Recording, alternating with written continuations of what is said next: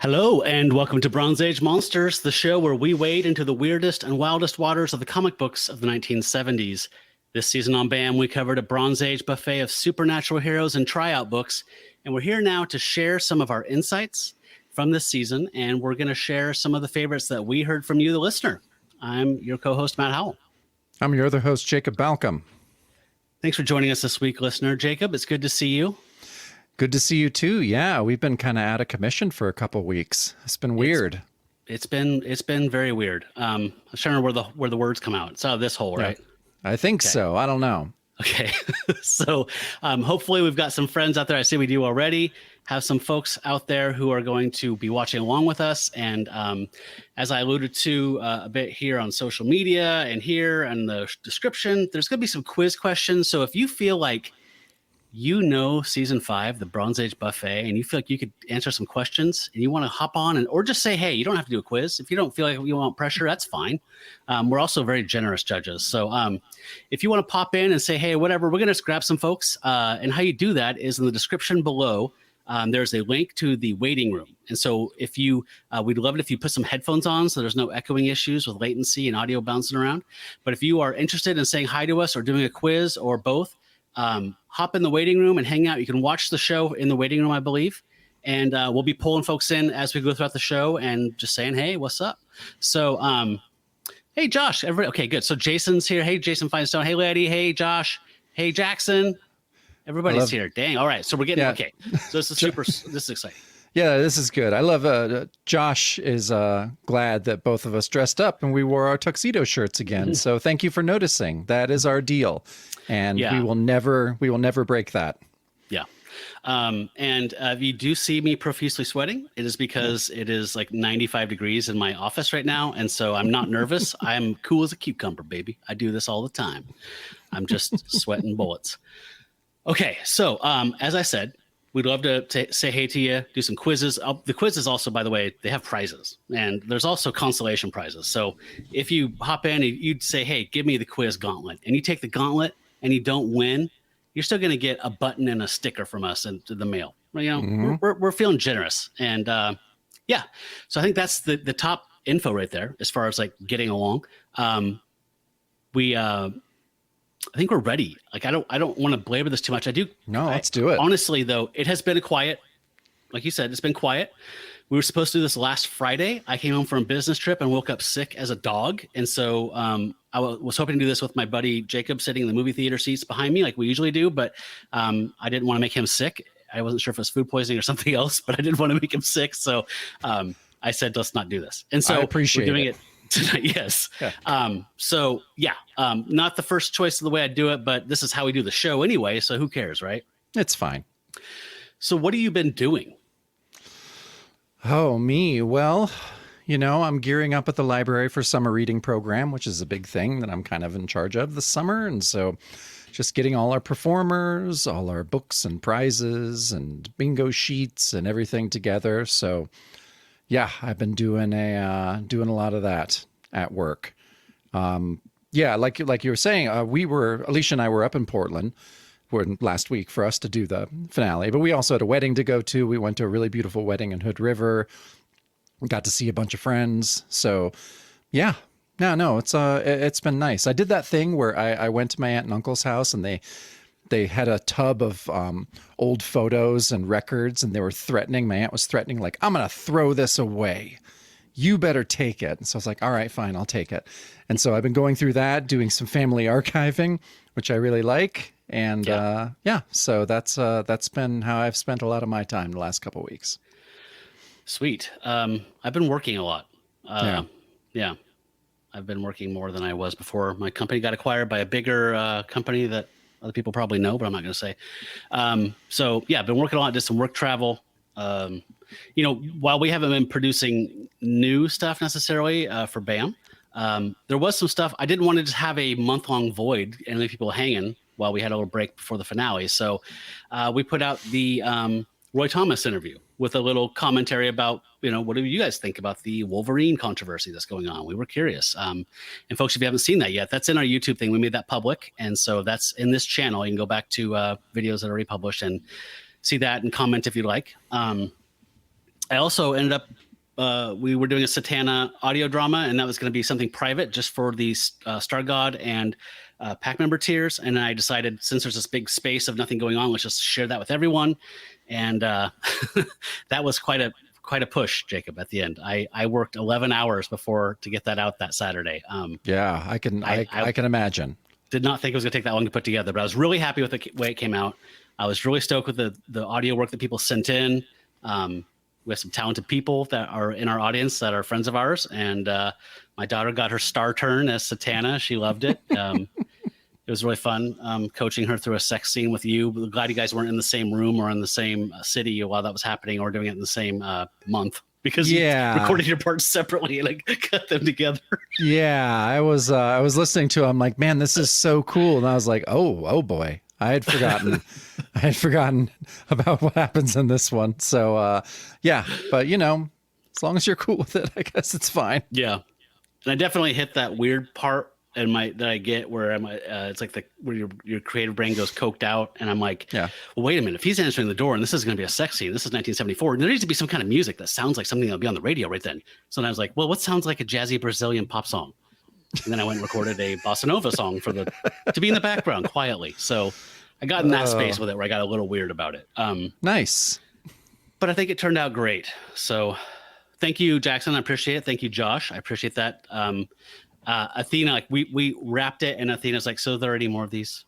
I was like, there is. Jacob and I have to do a comic book version of this. And then there's another chapter that Jerry Conway wrote that is text. She's like, I want to be Satana again. So okay, she's already champing at the bit for more. Good. That's awesome. So yeah. Okay. So yeah, we've been busy. We've already kind of planned out what we're doing. If you don't know, we're coming back in a week or so into June, and we're starting season 6 of Creature Commandos. And that's a DC book that was from Weird War Tales, I believe is the title. I ask you this every time. That's right. Weird War Tales. Okay. Yeah. And so we're excited to do that. We already have a couple guests lined up. And that's going to be the first season with a little bit of a retool.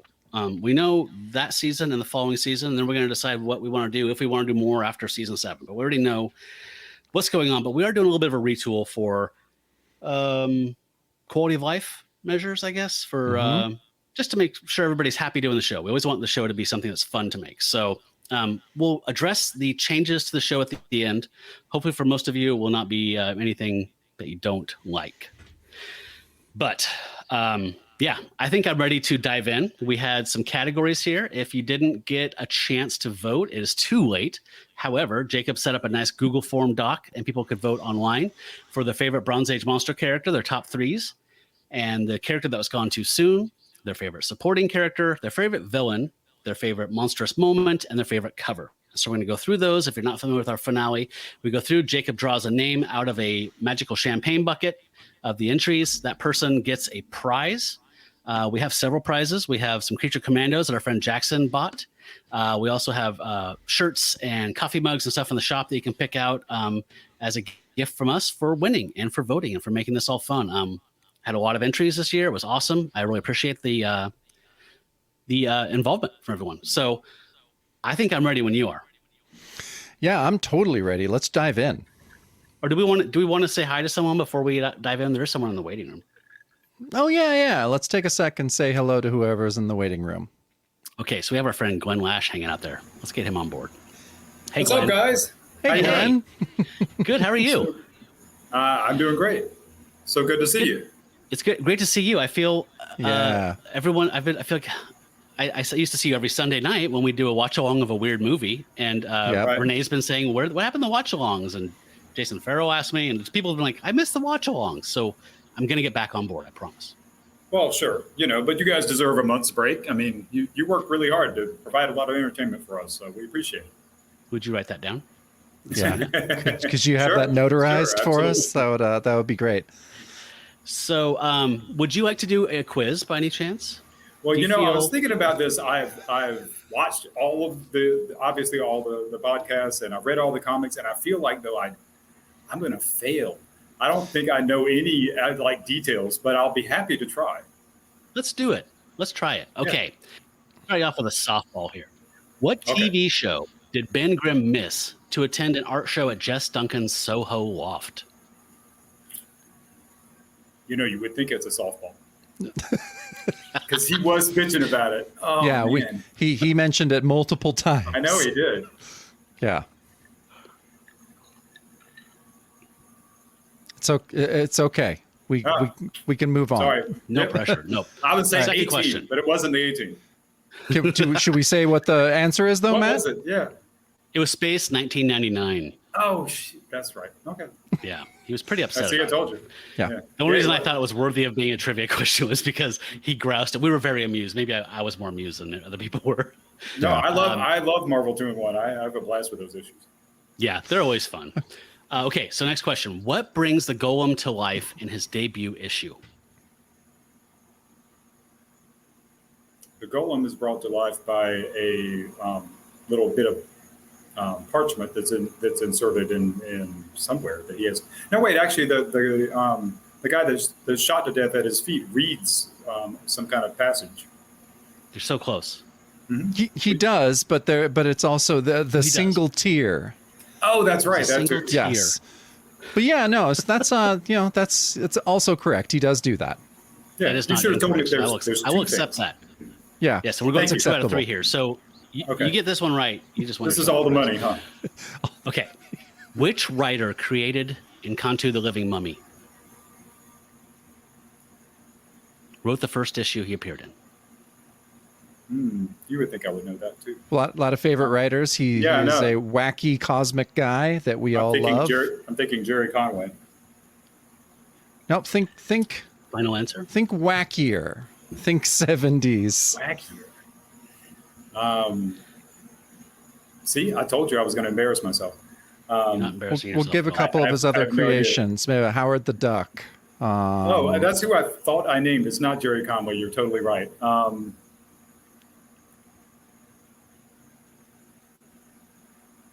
Tip of the tongue. Yeah, I It's know. right. It's right there. It's on my shelf right over there. Let me go grab that. You wrote a lot of the Son of Satan Marvel Spotlight issues. No, I know. I know exactly what you mean. It's just, will the name come to my mind? Howard the Duck by... No, I'm sorry. Move That's on. okay. Give the prize to somebody else. That is okay. You're still gonna get a sticker and a handmade button. Okay. So that's thank great. you You so know much for what? playing. I already have Creature Commandos anyway. And I bought Yeah, every there you go. t-shirt in your shop. So So before we let you go, Glenn, what did you think of this season so far? I mean, not so far, but in general, just general high level. Compared to the other seasons, even. I thought it was a blast. I loved getting this assortment of characters and getting exposed to them. And I never would have dug up these guys, And Encanto was a lot more entertaining than I would have thought a mummy would be. I mean, that's just not something that I would have been interested in. But, he was really fascinating. I just thought it was great bouncing back and forth between these different characters. I thought it was a great thing to do. It was a lot of fun. Good. Well, I'm glad you enjoyed it. And thank you for saying hey and popping in. I appreciate that. It was awesome to see you. Yeah, you too. And we'll be seeing you soon, hopefully, on Discord and maybe a watch along or something fun. I'll study before your next test. Okay. You did fine. I have no idea how hard these questions are. Again, I read Not the easy. 3 or 4 times. Those aren't hard questions. Okay. All right, Glenn. We'll see you soon. Glenn. All right. Yes. See you. Take care. Okay, so let's do our first category. All right. Thank you, Glenn, for playing along. I totally respect anybody who's willing to pop on and answer berserk trivia from 40 years ago. So Yep. No, Glenn bravery was is much appreciated. Yeah, Glenn was brave. He was the first one. So yeah, 2 buttons and a sticker. Bravery buttons, yes. Bravery, one for bravery, one for participation. Yes, sir. All right, first category, Jacob. All right, so our first category is first favorite. We did our top 3 Bronze Age monsters. So yes, Jason Feinstein's here, so the show can actually begin. Oh, finally, okay, yeah. Yes, just twiddling our okay. thumbs. Yeah, we were just kind of winging it, but now this is for real. So our first. So should we say who won through the voting first, or who you and I picked? I think we should. I'm sorry. Draw a ballot first, please. I like that. Okay, we're gonna draw a ballot out of the champagne bucket. That's the sparkling wine bucket. That's the sparkling wine. There's no way that buckets. came from that region of France. Sorry. So my wife gave me little envelopes, and I wrote them on these little like tickets that would be on like a Sweet. piece of clothing, vintage. And so Jason wins. Okay. There we go. So, which category did we draw for? I'm sorry. This is for first favorite Bronze Age monster. Now, Jason, so we say what Jason chose, right? Yes. Are we doing doing count up from 3 to 1? Oh, yeah, we are doing count up 3 to 1. You're right. Okay. Okay. All right. We almost screwed up there. I almost screwed up there. Okay. So Jason, for his third place of favorite Bronze Age monster, chose Brother Voodoo. Nicely done. Yeah, Brother Voodoo got a lot of votes in that category. Matt, do you want to say who your third favorite ones? My third favorite was Encanto the Living Mummy. Okay. This was hard, you know, and I'm going to go ahead and say what I think people felt probably voting. I'm going to project here a little bit. I feel like there were 3 real candidates for everything. Yep. And then everything else was varying degrees of, don't blame me. I voted for Kodos, kind of whatever. Like, Yep. I don't know. Like, it was just 3 jockeying for all these things for the most part. So, yeah. Okay. Yeah. So third favorite Bronze Age monster for you was Encanto the Living Mummy. okay. And yes, I chose him because all the stuff we've covered here, again, all of this is just highlight reel stuff. I love that he was a thinking, feeling mummy. I think Glenn mentioned this just a minute ago. Like, he was like not what you would think of when you think of a horror comic book mummy character. Like, he thought, he felt, he was truly alive, and he famously sat in Central Park and thought about life. And I think we all kind of felt that, you know. So I loved him. Yeah. What was yours? Okay, so for my third favorite, my third favorite was Brother Voodoo. So, there's 3 in the top 3, like you said, pretty much across the board. But Brother Voodoo, I'd heard so much about him from you and from doing our first season, Werewolf by Night, going through that run. And when Brother Voodoo shows up, and you were so excited. And I totally understand why Brother Voodoo is a badass character. It is such a bummer that, Len didn't get to write more issues and all the, I don't know. It was an incredible run. So, but this was very hard. So somehow Brother Voodoo ended up third, but man, 1, 2, and 3 are going to be really equal. Oh yeah. There's like, yeah. It was definitely a Sophie's choice through the whole thing. Yeah. Okay. So that was Jason, you said? Yes, that was Jason wins. So Jason, by the way, before I forget, you have won a Creature Commandos trade paperback and a shirt from the gift shop, a regular standard t-shirt, your design. So your choice. So you'll need to email us at bronzeagemonsters@gmail.com. Okay. Reach out and say, hey, it's me. I won a prize. How do I pick it out? And I will hook you up. Okay. Okay. All right. So we're sticking with him for, we're doing different names, right? For each tier. Yeah. So let's just, I think at the end, we'll talk about how everyone voted and the breakdowns. I think that'd be interesting to talk about. So, totally we're on to number 2, favorite Bronze Age monster. Pulled this out of the sparkling wine bucket. We have Teresa Crawford. Hey, Teresa. Okay. Hey, Teresa. Thank you for voting. Yeah. Thanks so much for voting. Okay. Teresa's second favorite Bronze Age monster was Modred the Mystic. Nicely done. Nice choice. Nice. Yeah. I was worried he wasn't going to get asked to the prom. So I'm glad that somebody...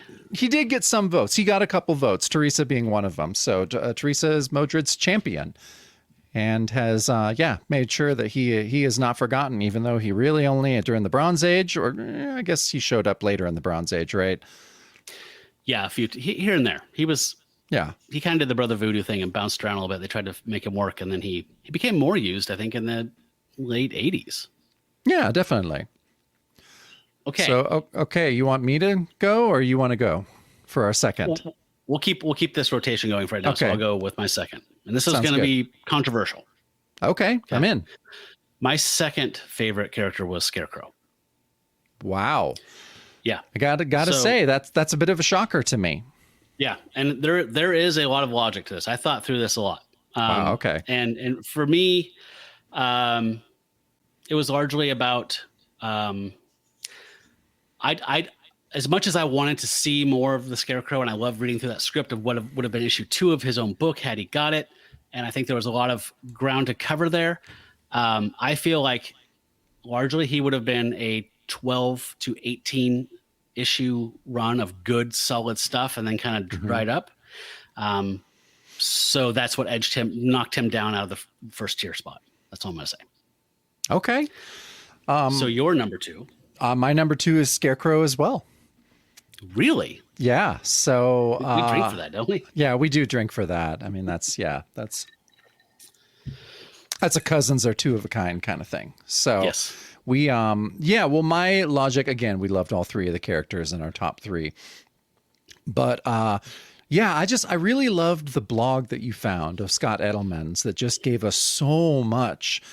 Like, it's so funny, you know, like I feel like I rely a lot on Tomorrow's, and I rely a lot on this, this scholarly print kind of thing. And maybe sometimes don't do the deepest internet dive that I should, but you immediately found that blog, and that blog was just gold for the Scarecrow character. So much cool shit came out of that. Yeah. Yeah. Seeing what Perlin would have drawn for a splash page. I mean, That we were is so spoiled. That was mind blowing. So yeah, Scarecrow's number 2 for me, but he gets love from me later on. Okay. You know, this is not my only Scarecrow love, not by a long shot. And no one needs to worry about him not being loved throughout this evening here. No, not at all. So same goes for you. Winner there. Is it Teresa? Teresa? Teresa. Yeah. Or Bronze Age Monsters at Gmail. Hit me up. I'm waiting for you. Okay. You got a Creature Commandos coming to you also. Okay. These top tiers are definitely getting the favorite BAMs. They got to get them. He got to get Courtesy him. of Jackson. Yes, thank you, Jackson, for donating those for all the pack members and Star Gods and cult followers, all the people that we love. Okay, you ready? Right. Yep. Number This 1. is the big one. This is number 1. Okay. For all the marbles. For all the marbles. We got David Goodwin. Hey, he was a voice in the Satana. He was a voice in the Satana. He is a pro at it. Yeah, turns out Yeah. he has a background of doing voice work for anime. He sent in his thing, and I was like, well, obviously, this guy's getting in there. That's pretty fucking cool. This is very cool. Yeah. He's worked on some really high profile projects and is a great guy and has been a big supporter of the show Yes, he has. since the beginning, honestly. So yeah, very, very cool. I always feel honored when people that like have been around since the beginning, like still listen to us. Because I can't say that about some podcasts I liked like 5 years ago. Like sometimes I'd just be like, I'm kind of done with those guys. But Those yeah, fucking guys. those fucking guys, fucking Jacob and Matt. But no, so I'm very excited that it's David. Okay. Number 1 favorite All right, Bronze David. Age monster Yes. for David is the Living Mummy. Can't argue with it, man. I mean, Oh my God. He's you just, know, he's not here to support it, but I mean, we don't need to Yeah. try very hard to think about why he chose that. No, we don't. I mean, it's just, he's incredible and I'll have a lot to say about him. So Matt, you should go for your number 2 or your number my number 1. 1. Sorry. Yeah. My number 1 was Brother Voodoo. So as you probably figured out by our pre-talk here, for me, Gene Colan's art. I mean, I remember one of the first things that popped in my head was you saying he's jumping over a fence, and it's the coolest thing I've ever seen in my life. That's right. It really I feel like is. I still stand by that. That entire run was just full of thatness. And for me, it felt like, we said this, I think, a couple of times during the thing, but it felt like that was like a TV show. It was a movie. Like Gene Colan's art definitely adds to that visual feel. But for me, it just felt like this guy, and I said it back then, this guy could have had a 60 issue run. Like he should have had his own book. And in Earth 2 or whatever, where things are right, That guy had a book that went well into the early 80s, mid 80s. And it didn't even get crappy till like 83, right? Till like Yep. David Letterman appeared or something. So you get to that point where it's like, Vincent Yeah. Price, what are you doing here in New Orleans? The cast of Saturday Night Live. Yeah. So, I felt like he had the most legs. And, I think we kind of walked away a little bit when we were starting to fall in love with Encanto. We were kind of like, well, maybe Jericho was a little aloof. Maybe he was a little cool. And, Encanto has all this interior life and stuff. And so I think I felt I got a little sweet on him. I got a little crush on Encanto, and I kind of turned my back on Jericho a little bit. Oh, that's not right. That's not Wow. right. I think that he had the most legs, and he was the coolest, like heroic character type of guy. And I think that his coolness and aloofness was an interesting trait that would allow a good writer to dole out beats and character points and flashbacks and back history as you go, and kind of flesh him out and let him fall in love with that female love interest that was introduced at the end there. And just kind of, I think he was a full-on character in that way. I mean, you're getting no argument from me. Like I said, I mean, especially between Ween and Colin's art. Yeah, it was so weird that you bring that up, because that is my biggest memory from going through those Brother Voodoo issues, is that Colin can just make the most mundane movement or action or scene just become so exciting. Like, I know when you say that, I can picture that panel in my fucking mind of him jumping over that wall and just being like, oh my God, that was the coolest thing I've ever seen. Yeah, it's I totally agree. I mean, yeah, I understand why you picked him as your number one. So I think I know what yours is, but oh yeah, you know what mine is, and it's the Living Jason, Colossus. It's the Golem. No, I did like the Golem. No, I feel like the Living Colossus is the one that we kind of made fun of the most. But yeah, okay, yeah, Jason Feinstone agrees. Encanto the Living Mummy is number one for me by far. Weirdly enough, like there wasn't a bit of hesitation for me. I feel like nostalgia kind of like roped you in at the end as much. Like, you don't think so? No. Honestly, for me, the whatever that saga was where the elementals take over. What do they take over? Something. Cairo. Yeah, Cairo. Yeah.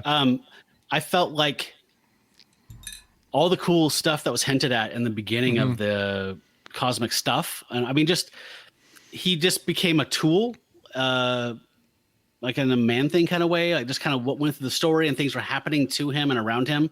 And so I felt like the love I had for him sitting on a park bench, or him spending centuries trapped in a thing going mad, kind of got erased a little bit and washed out like with the shore. That is an action story. Honestly, that's what it was. That is a totally valid point. For me, it definitely tarnished it. Like the whole Elemental saga, there were cool stuff in there. We met Zephyr, of course. There's all the stuff that, that we did like. But yeah, the Elementals, it definitely, the living mummy quality went down from the beginning, from the Gerber stuff, and from sitting on the park bench. But for me, it was the backstory, the origin, and just the whole package, that when I really just tried to think about which one I enjoyed the most, kind of more, loving the action and the art, but, cerebrally just loving the origin. And yeah, I feel like Encanto's origin, you just can't beat it. It's just it's so cool and so weird. And yeah, I mean, I know it's everyone's favorite, but honestly, that issue with Sad Mummy just walking around, and it made me feel for him so much than almost any character I can in recent memory, to where I actually got an emotional attachment to. Yeah. And felt like he understood me. So yeah, I mean, that was why I had to pick Living Mummy as my number one. Yeah, and no one would begrudge you that. Another thing that I think that really made him stand out to me was, in addition to that, the interior life and the emotional aspect of his origin and his realization of his predicament. was that flashback to him doing his rite of passage into manhood and to assuming the chiefhood from his father. That was fucking amazing. That was one of the best things we've covered on this podcast. That whole issue is just like, oh my God. I guess for me, like, yeah, getting goosebumps a little bit. That was the one. I just got goosebumps too. Fucking comics, man. Living Mummy for me gave me more goosebumps than any other character. And these all were very, very cool characters that I feel so proud and glad that we took the time to go through these and to even just make, just even if a few other people kind of, followed us along and realized how great these were, then I love it. Yeah. And I just have to qualify my choice here of switching these, or whatever, not having Encanto be the top was just, I totally see what you're saying and I totally agree. And for me, Encanto represents there's an emotional appeal and a heart piece that I completely responded to. And maybe it was just the way I felt when I voted yesterday. Like I held it off to yesterday. I didn't look at anybody's results. I wanted to be clean and have some time away from the material. But honestly, I've been like in a kind of a 70s cinema place. And I just felt like instead of the heart and the interior life, I wanted fucking McQueen, fucking Alain Delon, like fucking just badass cinema hero. And Brother Voodoo gives that to me in spades. And so he just, at the time I voted, if I voted tomorrow, it'll probably be Encanto, right? It's just the day. But I was feeling more of a cool, calm, collected, fucking badass, aloof kind of hero thing. So it was a no brainer for me at the time. No, I mean, yeah, none of us are gonna argue that. Do you want to talk about the data before we? We're going to pull Jackson, our friend Jackson, in here and see if he wants to do a quiz with us and whatever. Glenn agrees with me, by the way. Glen's handsome and smart. So yeah, well, Jackson agrees with me. So that is well, there is that. He is handsome and smart too, and donated a bunch of So do you just want to? We can talk about the breakdown for at least number one. I think that would be interesting. Yeah, that's fair. Okay. So for the number one favorite Bronze Age monster, the breakdown of people voting was the Encanto got 47.82%, Brother Voodoo got 39.13%, and Scarecrow got 13.04%. So, and not unlike you, like I had the Google form. The Google form was set to send me an email whenever anyone voted, just so I could keep track of it. So I watched this. I mean, I had mine. I was not swayed at all by the voting. I had mine, pretty concrete in my mind. But it was back and forth. It was back and forth between Brother Voodoo and the Living Mummy in all of the categories, honestly. Yeah. Like it was just those were the two.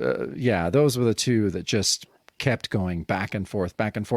There was a time when, like, I don't know, maybe like 10 days ago or something, when I think it was Encanto winning all three. Oh, really? And I was just like, well, what the fuck are we going to do with that? I'm so glad you didn't look until the end, because I was like, oh, Matt's got to be freaking out right now. But no, you were not. Smartly, you did not follow it. Like, I don't follow sports, so I guess I followed this, and this was the nail biter for me. I was like, oh fuck, what's gonna happen? And actually, it was one more person had to vote and kind of vote a little differently to push it all over. And Jason Feinstein, you were the one. After you voted, everything was cool. On to that forever. I know he's going to hold on to that forever, and I probably shouldn't have said it. But honestly, like once he voted, I was like, thank God for Jason Feinstein. Yeah. So Matthew McConaughey is going to play him in the movie version in his mind. Swing vote. Yep. Swing vote. He was. Oh yeah. So no, yeah. Interesting. Awesome. Yeah. I knew I couldn't look at the data. I know that I'm too impressionable, right? I'm like the dude. Like, yeah, I hear Bush talking on playing on a Ralph's, and this will not stand. Yeah, so this aggression, no can do. I had to walk away from that and just be sequestered. Yep.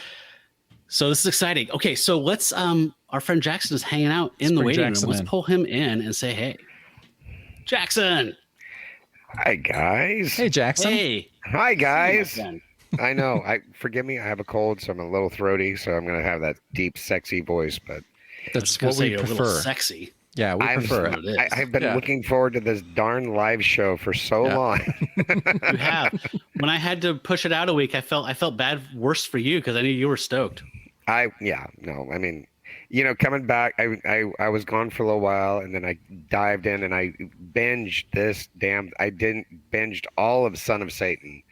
And so coming into the smorgasbord of this Bronze Age, it was so much fun. And then I was suddenly I had a severe case of blue balls. I don't know why. I bet. So how was taking Son of Satan just plowing through that? How that I mean, I had this briefest moment where I was really frustrated because I was like, was it Sonny Trinidad was the artist? Mm-hmm. And I kept thinking man, I wish I had that opportunity where I could have been like, hey, let's find out how much the original art is. Why not? Seriously, pre-COVID, not that much. Really? Now everything's 20 grand. Yeah. No. Son of Satan was great. I didn't suffer any of that where you're screaming at the podcast, I guess. Where you're just like, no, you're wrong. But I think So we were right. I think because yes, no, you were always right, Matt. Don't worry about it. Never question. No, don't question him. But no. Son of Satan was a lot of fun because it was oddly so consistent. And the comics were very consistent. There was some, hiccups, but he never turned into a superhero, which was my biggest fear when reading that. I've read some of his Defenders stuff, and earlier when Steve Gerber wrote him in Defenders, great. Later on, when he's got, with him and Patsy Walker, it's more your romance tropes. Mm-hmm. Which, whereas you want him fighting demons and being slapping the one thing I have to say is it's hard to root for a character like Son of Satan who slaps women. Yeah, it is, right? That was I don't know what I so have much. to say that was rough. Maybe I'm a little woke. I apologize. It's just one of those things. It kind of rubbed me raw, and I was I had been so looking forward to Son of Satan for so long, and then this season. I appreciate you taking down the Confederate flag before you called in. That's great. Yeah. My parents were both from the South, and I've seen way too many Confederate flags. I just Yeah. But I have also seen Eastern Oregon, so Yeah. Let's just be fair. There's a lot of people who are just let's go Brandon in Eastern Oregon, okay? Southern Oregon as well. So All Portland and Eugene. If there wasn't bushes by my back window, I would see a trailer with a Confederate flag on it right now. Jacob, every time on the Discord you post about something about the library, I have nothing but deep heart for you. Thank you. I cannot imagine living in such a red area because I am I am a die-in-the-wool liberal, mm-hmm. and just the idea that you're surrounded by so much MAGA, it's just ugh. It's rough, but honestly, like I've said before, the library is some kind of weird, oasis or something that even people that might be very MAGA, very not really what we think, they go to the library. And you can at least have some sort of common ground. And I went to a library conference 2 weeks ago for OLA, for the Oregon Library Association. And everyone across the board was just we are dying. We are losing funding. We are having book challenges. This is bad. It was like triage, going to this thing. But weirdly enough, we haven't had, we had our book clubs banned, by a very right-wing commissioner, but they were protested and we basically got them back. We don't have that many book challenges, weirdly enough. I don't know why. I don't know how we've kind of skated that. And we have money, not a ton of money, but we're not losing money. I don't know. That's awesome. That gives me hope. I don't know. I don't know why we're doing good. Doesn't make any sense. I applaud you. You're well done. Oh, thank you. I appreciate it. That's Because nice to hear. I mean, I'm a plumber, and like I have to deal with everybody. Like it was so refreshing. The other day, I met a nice Jewish family who were all super against you know who, and it was so refreshing to be able to have that conversation where I didn't have to like go, oh, okay, yeah. Yep. Yeah, put on a Toilets are 1.28 gallons per flush, and Trump will fix that, right? Yep. Sure. Yeah, I've had to have the dead eyes because I'm like I have no poker face. I'm all smiles, but if I have to pretend, like the face just goes dead, and I'm like, Yep. yeah, right. Now, You're disassociating. Right? oh my You're gosh, just gonna, it's yeah. what you So- gotta do, man. To bring it back to Bam, I gotta say this season has been one of my favorites. I've listened to all of them, of course, and everything else. Like this is the one where I've had no connection with any of. I mean, I've read a little bit of Brother Voodoo, but I never read Nakantu. I definitely didn't read Scarecrow, and I've gotten. And oh my gosh, the Golem and the Living Colossus, two things that I never would have read nope. if me you neither. guys if you guys hadn't like rolled it into this whole season. And it has been so much fun. Like I mean, gosh, what is the $6 million man? Steve Steve Austin. Steve Austin. Steve yeah. Austin, yeah, like that Also, whole thinker. ongoing saga of who the hell is that guy? And Like- I love that we asked, we asked, was it Roy Thomas and Yes, Jerry yes. Conway? And they're just like, I don't fucking know. Oh my god! And I love that you guys have this relationship with Giacchino because it's Yeah. like I was listening to a podcast called Art of the Score, and they were talking about like all the stuff that guy has done, and I forget like it's like, oh yeah, he did Ratatouille.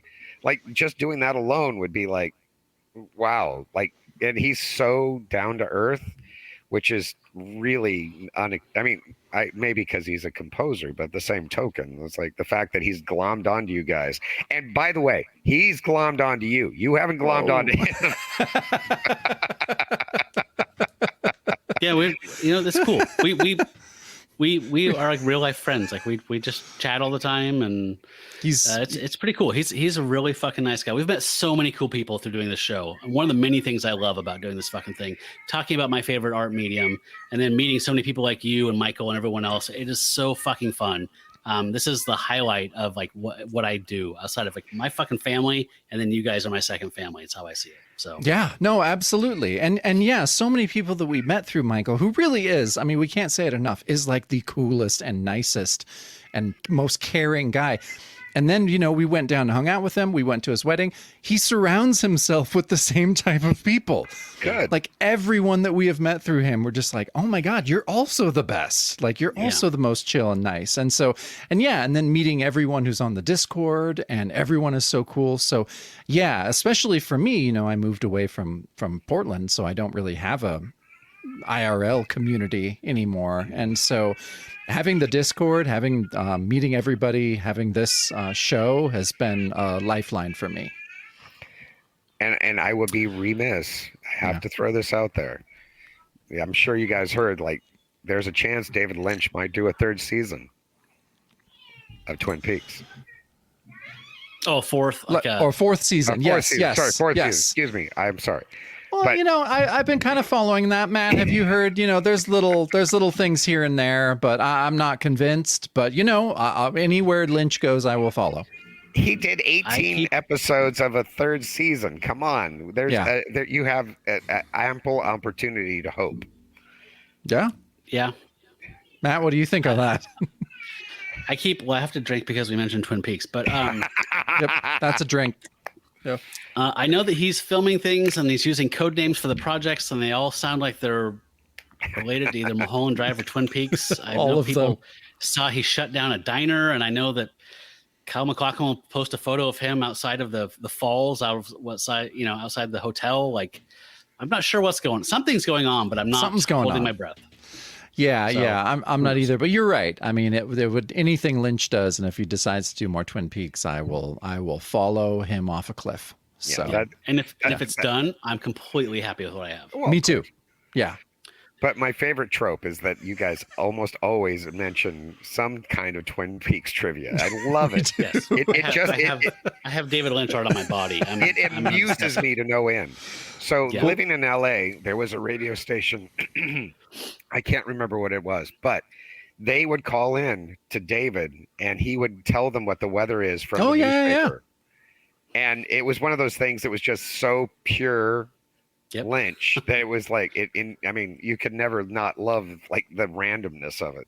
The other thing they did was when they talked sports, they would call Timothy Oliphant. And Timothy Oliphant would just be like reading from the newspaper too. And my friend who was like, I don't really like Timothy Oliphant. I'm like, that's who's doing the sports, right? And he's like, what? I'm like, yeah, no, it was great. And of course the radio station was too cool to last, so it was fine. Yeah. But you know how it goes. Deadwood? Okay, so who doesn't like Deadwood? Come on. I know. But I guess they remembered him from what was it, Scream 2, where he was one of the killers. Who remembers him from Scream 2? Oh my God. Yeah, that's wrong. Okay. No, he's great, and he's great in everything. So, yeah. Okay, Jackson, are you up for a quiz? Let's do this. I hope I can embarrass myself, even though like when Glenn was doing it, I was like, oh, come on. I know what this is. Although I did not remember the tier. I remember, I can't remember the character's name. And I did actually think it was like, I need to reread everything to prepare for this. And then I was like, are you ready? But I didn't reread it.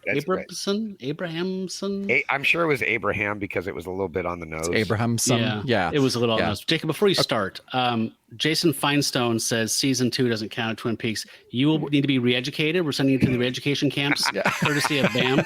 Okay, you're going to be Jason, fixed.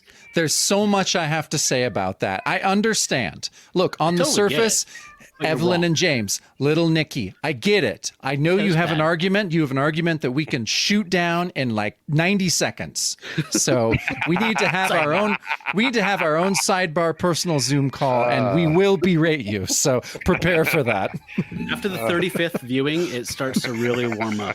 It does. You figure it out. But yeah, I'm glad you liked it, Jackson. Matt and I have been friends for 20 years. I'm pretty sure we talk about Twin Peaks every single conversation we've ever had. So, and that's not a big deal to us. That is just real life. Yes, Josh, the guy from the Crazies remake. Yes. All right, quiz time. Sorry, I've been okay. Quiz time. I'm ready. All right. Here we go. Who did Brother Voodoo battle in New York City? Kind of a forgettable villain. This is a hard one, Matt. That was a hard one. Yeah. Oh, that was the Marvel team up, right? Yeah. So I feel like, well, I mean, this is a deep dive of a hint. I'm like, it's what my record store was named. Oh crap. Okay, I'm gonna I'm gonna cry uncle on this one because I remember the issue, and I also remember everyone being bummed out that Voodoo could like teleport, but I cannot remember. I remember the villain, but it was the very forgettable villain Moondog. Oh my gosh! Yeah, there's no way I would remember that. Yeah, I should have reread everything. Yeah, I would have called him Moon Dark, which was another very forgettable Werewolf by Night film. Oddly enough, if you pulled out Moon Dark, I would have remembered him because he was so forgettable. He was memorable. Yeah, that was the thing. I'm just like, I'll never forget Moon Dark. Oh, no. It goes back in even further. Like the Big Treasury edition, I got that on Christmas, I think in 1978. And that was my first introduction of Werewolf by Night. And Moondark was like this villain in it. And, awesome. You're like, I think I was like 5 years old. I was like, he was the coolest villain ever. Literally, I didn't know that it was Moondark. I mean, instead, as a 5-year-old, you're like, oh my gosh, it's Moondark. Yeah. Okay, you ready for question 2? Yeah, okay. Let's shoot. All right. What is the country of origin of It, the Living Colossus? Oh, crap. I randomized these questions. I think you just got a bunch of the hard ones all collected. You did get a bunch of the hard ones. It, the Living Colossus, my absolute favorite character. Well, and you have to go back to the Atlas era to really remember this technically. He was a resurrected character from the Monster era. Oh, yeah, that's right. He was illustrated by Jack Kirby. Okay. You know what? I'm actually fine being wrong about this because it wasn't my favorite. It was Russia. His country of origin that's was right. Russia. That's right. I remember. Yes. Okay. Well, It's fine. It's fine. It's fine. I'm It's totally very fine. happy to be wrong. All right. One last one. I feel like you probably are going to got get this this one. one. Who Okay. cursed Encantu with eternal life? Oh, that was the. That wasn't the Pharaoh. That was. Goodness gracious. That was. The guy who was reincarnated. Oh my God, I can't think of his Yes. name. Yep. You're I so can't remember close. his name. I know who it is. So close. His Not the name is Pharaoh. from the same root for the word kidney in the medical terminology. Yeah, thanks, Matt. That's gonna. Oh my gosh! Wow, I've got. Now you got it. Yeah, the plumber is gonna know, like from the medical. Yeah. Kidney. Thank you. All right. Well, thank you for playing. Bye. No, it was Nephris. Nephris. Nephris. Okay, I'm 3 for 3 for being wrong, but believe me, I enjoyed every single one that's of something. those things. Hey, you know what? A perfect score is still a perfect score. You're right. Absolutely. That is the way. That's lemons out of lemonade right there. Oh Right. my I goodness. think Well, Gretzky you know what? said something The about thing that. was, I actually wanted to make the joke. I was like, I wanted to on the Discord mention. I was like, I don't want to win a trade paperback. Yeah, Right. that's true. That's true. Because- You don't. I'm covered Well, there. Thank you. Yes, you Yes, are. You were covered there. Awesome. We have some new designs I haven't opened yet in the shop, so I was going to give you something fun, but we'll see what happens. Okay. I let's just say I drink from a BAM mug every day. I Goddamn have the Star God shirt, which I absolutely it's one of my favorite shirts. My kids, my 2-year-old and my 4-year-old are just like, that's a cool shirt. And they're like, what is it? And I'm like, well, let me see. It's a werewolf. So much explanation there. He's he's an astronaut who brought a rock home, and then he went to the moon, and then turns out that when he wears the rock on the moon and then goes to another, blah blah blah blah. You know, your Honestly, usual That's a thing. sit down, son. I'm going to explain. That's a sit down. But honestly, I think that only a 5-year-old, when you explain that to them, would be like, okay, yeah. Oh no, Yeah. No, I get he it. thinks he thinks it's the Yeah. coolest thing ever. Yeah. He's like, wait. So it's a werewolf, which he knows because, of course, I'm me, and I've already exposed him to werewolves. In the most, it's Scooby Doo. If there's a werewolf in Scooby Doo, they know the werewolves. Mm-hmm. But like you explain, it's like no, it's a super werewolf, and then he goes, Yeah. a super werewolf. That's amazing. And I'm like, love it. yeah, and I've loved Man Wolf's Star God form probably like since there was a comic book store in Redondo Beach called Galaxy Comics, and they had all these 50 cents comics, and if you could go back in time, you could have gotten everything. Yeah. Godzilla, Shogun Warriors, Power Man and Iron Wow. Fist, Wow. everything, and all the Werewolf by Nights I had came from the 50 cent bin. Damn. And again, I got Marvel Premiere, and I had no idea who the heck this was. Oddly enough, though, I did have the issue of Amazing Spider-Man that was the second part of the two-parter with Man-Wolf. So I always started with the Man-Wolf going at Spider-Man with no clue of like. And I was a little kid. I got that when it was first published. It had no cover after a while, and it was one of those things like, when you're that young, it's so ingrained. And so I discovered you guys because of Man-Wolf. And I don't even know how it popped up, but when I was like, oh, there's a podcast where they're going to talk about Man-Wolf, what are the chances? And so I've got to follow it because I know it leads to Star God. And also the She-Hulk stuff, which is absolutely bonkers. Yep. Yeah, you're our kind of people. Yep. Oh my gosh. No, That is the stuff.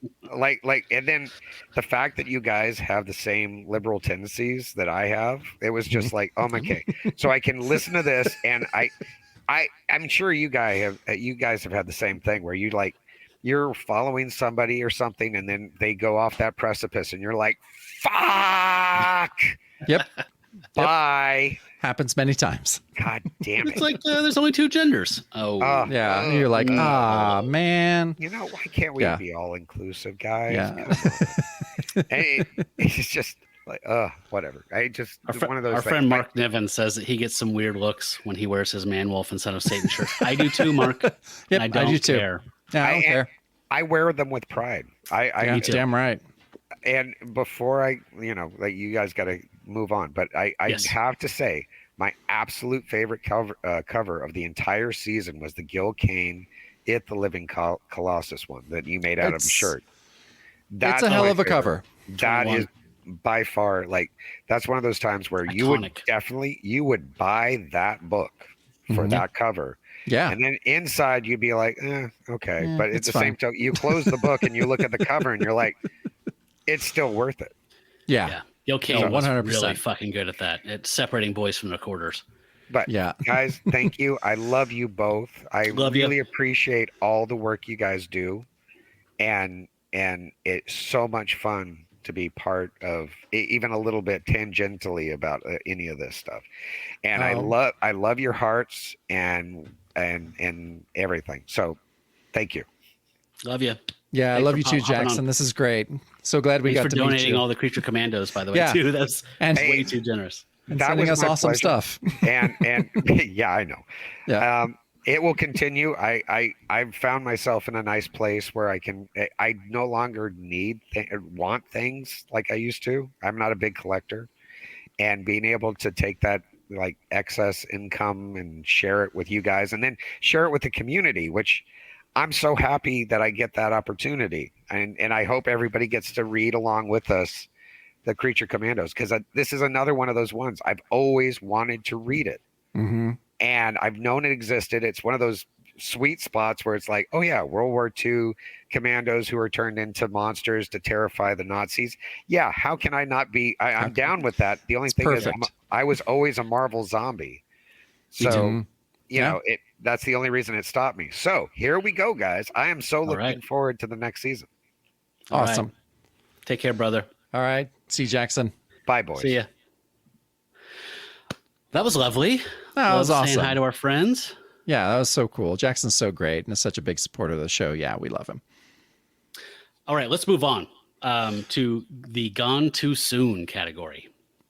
Okay, so honestly, this was never a question for the majority of people, unless you're totally going to just go out of left field. First off, what's your pick? Or do we draw for this? You got to draw somebody. Okay, we're going to draw somebody. Okay. Yeah. All right. By the way, while you're doing that, I just saw a pic of Glynis Oliver, whatever her name is now, at a show. So she's out there going to comic shows, doing stuff. So I think we need to talk to her. That's all. I think we need to talk to her as well. Okay, so for the Which Monster Was Gone Too Soon, we have drawn Matt Harvey. Nice. Matt Harvey has joined the pack recently. Oh, sweet. Oh, that's so great. Yes. So Matt Harvey chose what, spoiler, the majority of people chose, which Monster Was Gone Too Soon, and that was the Scarecrow. No argument. Whoa. I know. Really? Whoa, serious? The greatest character with 2 issues? No. Yeah. Matt, please email bronzeagemonsters@gmail.com and let me know what shirt you would like and where to send your Creature Commandos trade. Matt has great taste. I'm pretty sure this is Matt Harvey, the musician that I'm pretty sure he's a musician I know of. So if that's him, if he's the well-known musician, that's even cooler. That's very cool. So good choice there, sir. Mine was also Scarecrow. Mine too. So it's a threefer. It's a sweep. People might be listening and scratching their head thinking, wait a minute, were you just saying Brother Voodoo had a 60 issue run in him? What are you talking about? I just feel that Scarecrow, reading the scriptment from Scott. Oh my God. And just the hints of like alluding to this battle, and you're going to find out how Kalumai lost that horn. And there was just so much. It was just right there. I didn't need more than 12 to 18 issues. I think it would have probably withered up and blown away after like 12 issues, a year or two. But it was so rich, and we were so spoiled by getting something that was meant for the Curtis Mags and a little bit older aged. And then like, fuck it, let's just put it in a comic and see if the comics code bulks. And apparently they didn't, or they didn't care. And so we got an amazing character who I can't say enough good things about. I told you guys all this stuff. I picked one of these issues up. I think at Marvel Spotlight 26 was the one I bought out of a long box in 1985 or something like that for $2. And, you know, I was probably grousing about the cost. And, but I stared at that goddamn thing constantly. Yeah. You? Yeah, no. Oh yeah, well that's mine as well, of course. Like Scarecrow, 100%. Because yeah, I mean, as you know, a lot of my favorite stuff was in the Scarecrow, and so yeah. But you're right. It was reading the blog, it was reading the treatment, it was seeing what could have happened, where it would have gone, and then just to have that rug completely pulled out under us was devastating. So yeah. The majority of people agreed with us on that one as well. It was 65% of people chose the Scarecrow as the Bronze Age monster who was gone too soon. Chose wisely. Yeah, wise choices. And I think the rest was pretty much Brother Voodoo. Yeah. Yeah.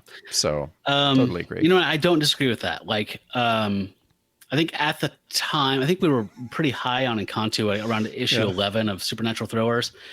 And I think that by the time we got to issue 15, we were all kind of like, okay, maybe this didn't have all the legs we thought it did.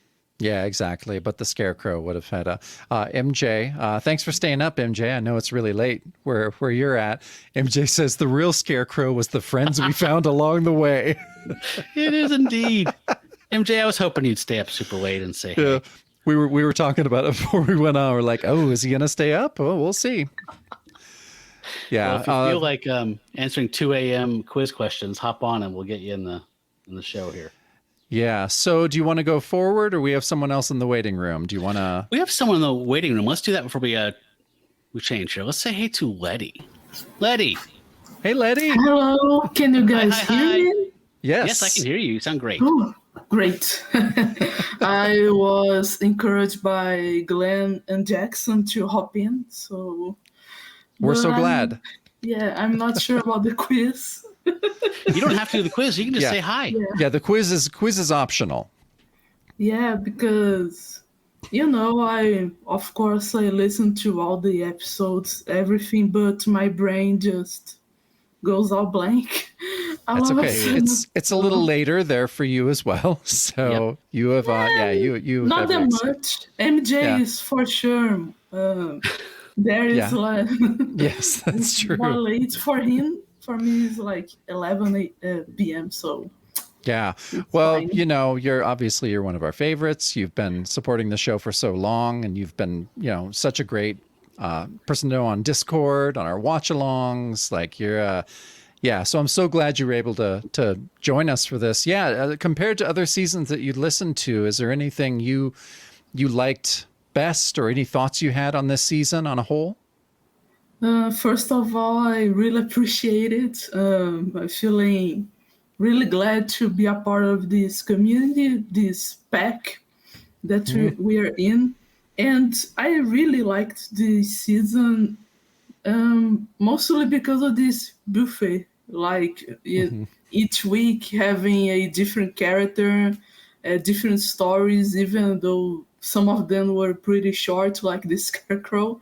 But, just meeting these characters that I would never, I would never ever know them because if I didn't follow you guys. So I'm really happy to have met all of them.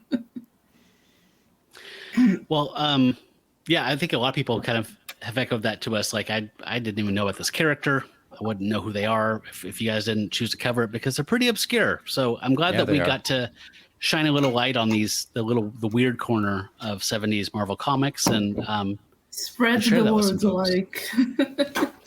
Yeah, but you're right. Yeah, it was cool because Werewolf by Night, it wasn't the most well-known character until Michael made it special. And Man-Wolf people did know, people knew Man-Wolf, but a lot of these characters that and Matt came up with the lineup, and a lot of these I'm like, It the Living Colossus, never heard of that.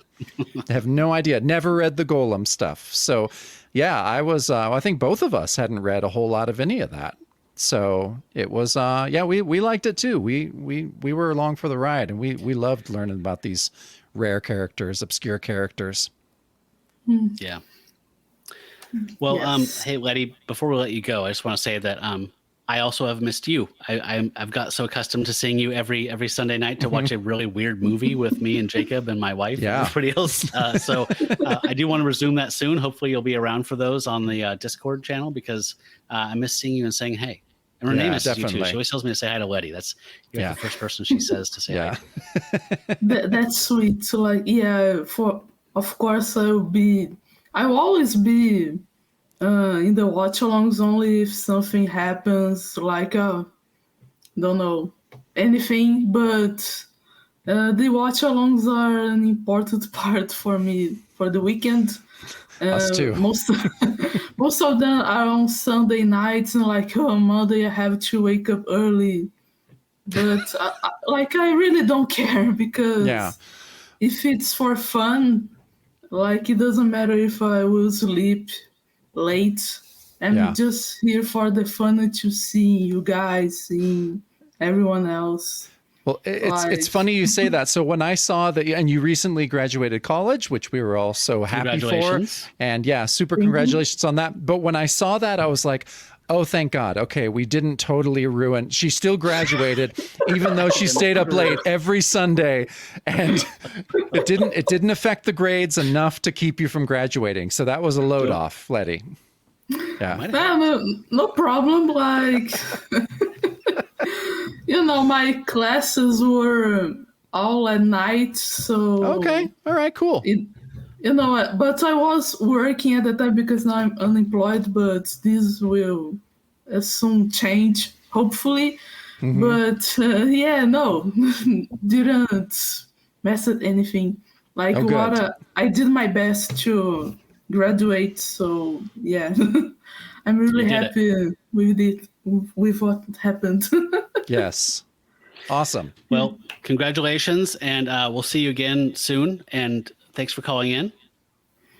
Yeah, like, again, congrats, you guys. Like, I always say this, and I always say this forever and ever, but I'm just really glad that I watched that Werewolf by Night special and followed Michael Giacchino on Twitter and saw him posting about you guys, and I was like, okay, I'll give these guys a shot, listen what they have to say, and, well, here we are. Yes, here we are. We're so glad you stuck with us. We're so glad that you're part of the pack now. Yeah, absolutely. All right. Take care, Letty. We'll see you in a watch along soon, okay? Night, Letty. Yeah, good night. Good night. All right. Let's move along here. Okay, we're moving along. Yeah, absolutely. So, okay, so our next one is favorite supporting character. Okay, I'm going to draw. Okay. I didn't linger too long on this one. Yeah, no one did. Well, some of us did. Okay, Jackson T. Overstreet. Uh-oh. All right, he's going to get himself another shirt. All right, who did he like the most as supporting cast? Let's see who he liked the most. Okay, so he's on my side here. He chose, let me just double check to make sure. He chose Harmony Maxwell. That's what I'm talking about. Yeah, so he's a good man. And so obviously we'll wait to get to yours. I mean, yes, we love Harmony, but man, I don't want to spoil anything. Who did you choose? I think this is a three for I think it is too. Yeah, I chose Harmony Maxwell too. Oh my God, like she charmed us. Like Zephyr had her hooks in us, like for many reasons. And but yeah, the little bit we were exposed to Harmony Maxwell, that's two issues. And we were given so much color of her background and her story that had us so many like she was in street fights. She's an art critic. Like, this is crazy. And she's just quipping and fighting the baddies like no problem, like nobody's business. Yeah. Harmony Maxwell all the way. The quipping won me over. Can I tell you, Mike, my lizard brain like touchstone for her? She's Lacey Overall from Caddyshack. That's like what she's like. Oh to me, yeah, where it's yeah. like going to bullfights on acid, Yeah. skiing. Like Yeah. she's just fucking the total fucking package. Like Yeah, she's smashing a cult member over the head with like a lamp or something like that while making a fucking joke. Like, yeah. who else is even a candidate for best supporting character after that? No.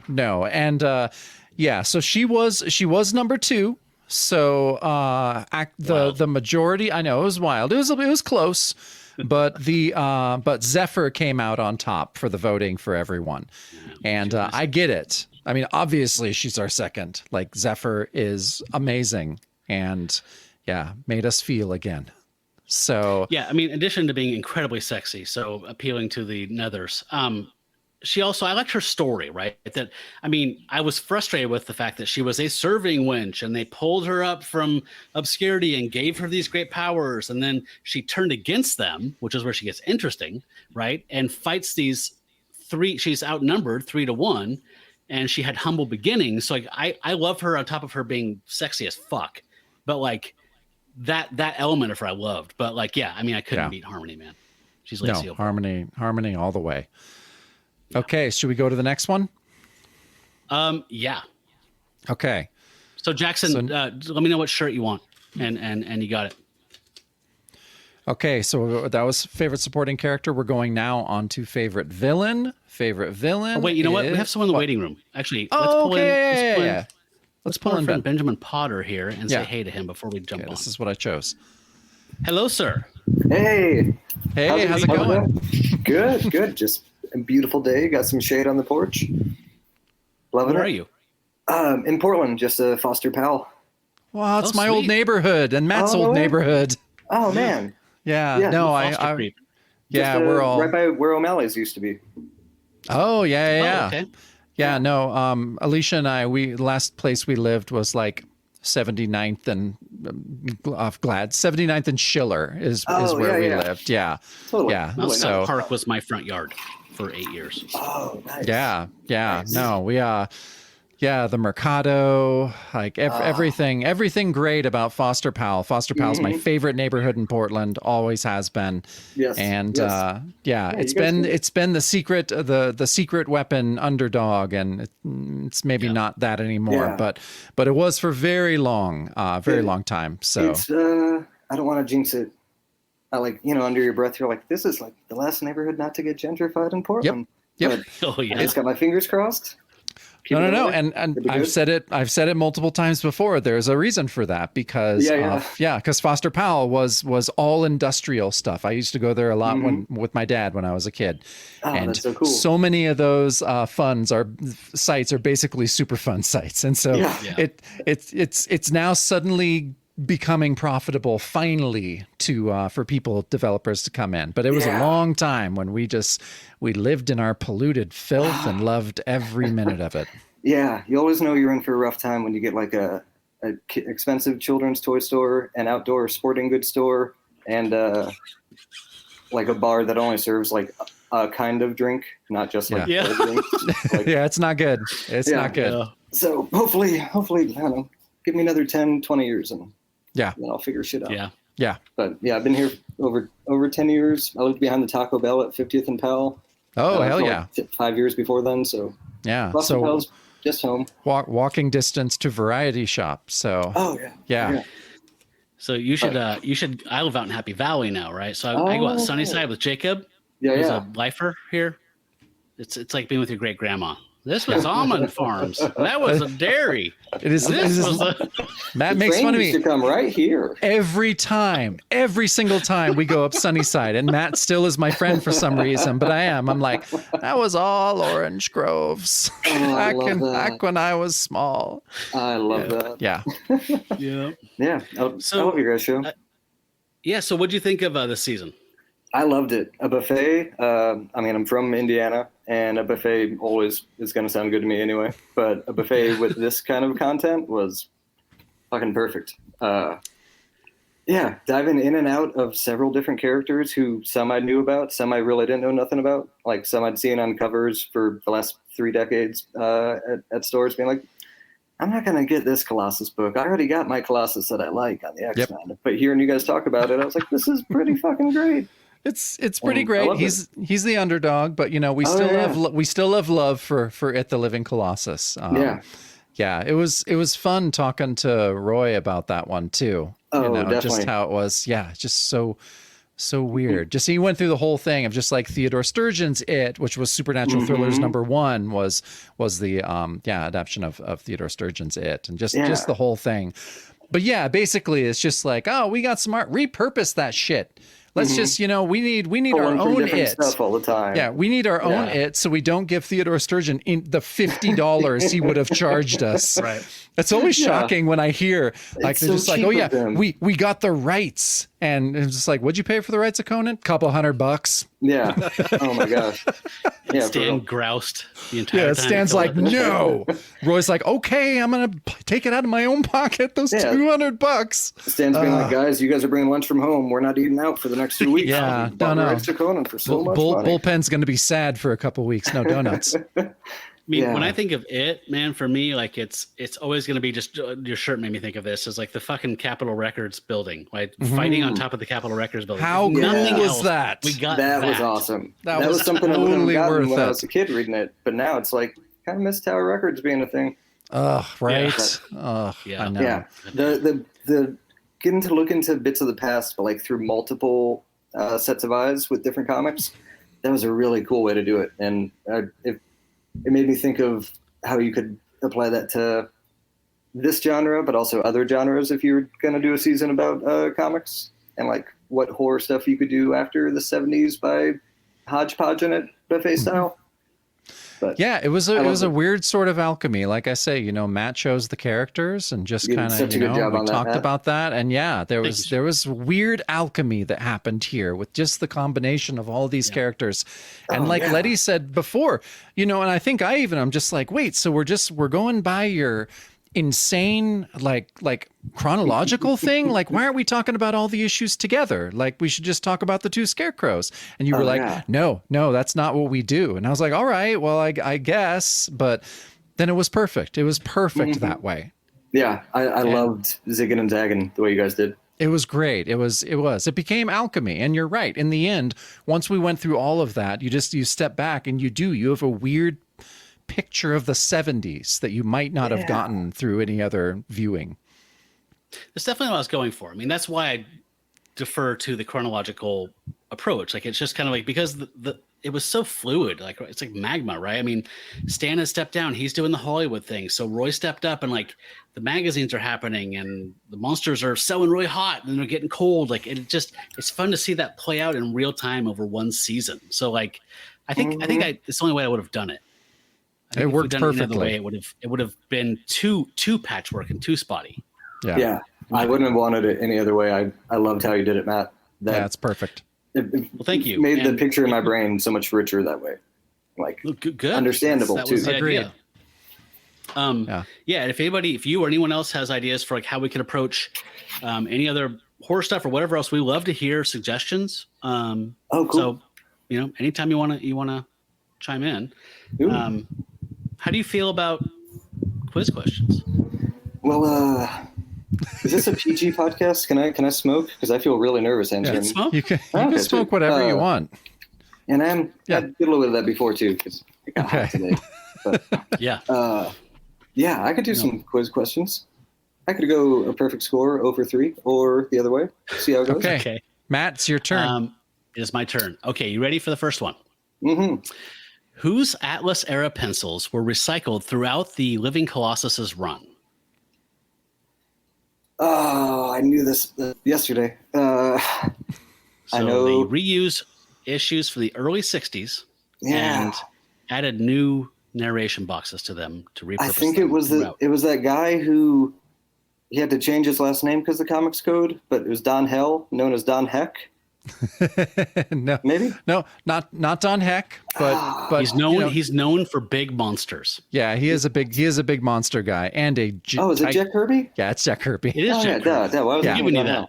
Yeah, hints are okay. So you got one. Okay. What was the name of the leader of the cult of Kalumai? The human leader of the cult of Kalumai. This is a tougher one.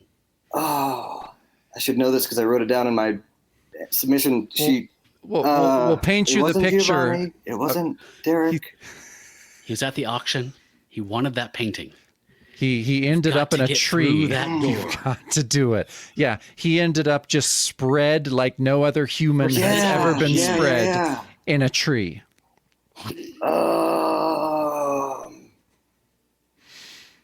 Was Until Evil Dead. Gregory? Gregory? Gregorovic, that is correct. Gregorovic? Yes, We'll give you nice. I knew something Russian. Yeah, It wasn't Rasputin. Right. I knew that. yeah, You're perfect. 2 for 2 right now with some help from us because Thank I told you we're Thank going to be you. very generous judges.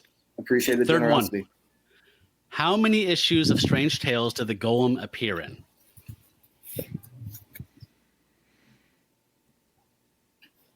I 4. got this one wrong. Like when I wrote it and I was like, it's probably this. And I was like, wait, really?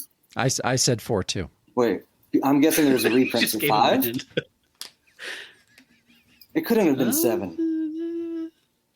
It couldn't have been 13. No. That would have been It's much shorter lived than you Amazing. think. That's an amazing and scary world where the I'm golem guessing it got was 13. 9. Or 8. Matt, give, I would have been Okay. hanging from a noose if it had been 9. yeah. Yeah. Okay, 6? what's your guess? You've All already right, won my a final- prize. final We're doing answer. 2 for 3. Yeah, you've won a Final Final prize. answer is 8. it's 3. It's 3. 3. Oh my God. Astonishing All right, cool. Tales, Strange Tales 174, 176, and 177. But you got 2 right with help from the judges. And as the cocktails go on, we get more generous. Yeah, so we you've do. won a prize, sir. Please let me know where to send your Creature Commandos. Do you have the Creature Commandos trade? I actually do. When you guys were announced it Okay. way early on, I We're going to picked hook you them up with a shirt then. Yeah, we'll hook So you up with email a me shirt. at bronzeagemonsters@gmail.com and we'll get you hooked up with a shirt, okay? Oh, thank you. Thank you so much. Fuck yeah. Awesome. Yeah. Matt, Hey, I thanks wanted for to tell being you. willing. I was going to leave this weird voicemail about how my kid spent all his money ordering some shit from this comic that you guys told him to get, and it was some crap called Grit, and now he was like in debt. And this guy I work with, who you know, I was going to get him to help me out, but it didn't work out. Jim Kelso. Oh, what? What?